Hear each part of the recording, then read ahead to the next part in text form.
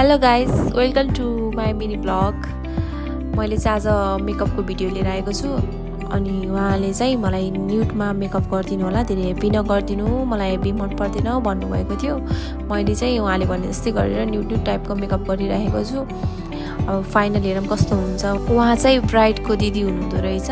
उहाँले चाहिँ म चाहिँ ब्राइडसँगै बस्नुपर्छ अनि त्यही अनुसारको गरिदिनु होला है मेकअप भन्नुभएको थियो।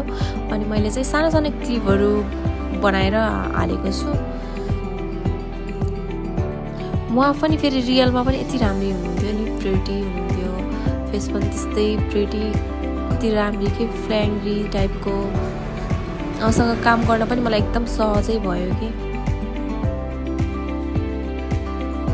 उहाँको मेकअप चाहिँ लगभग कम्प्लिट हुन लागिसक्यो। मैले चाहिँ हाइलाइटर लगाइदिएँ फेसमा, अनि अब लिपस्टिक लगाउनु छ, अनि त्यसपछि स्प्रे गरिदिन्छु।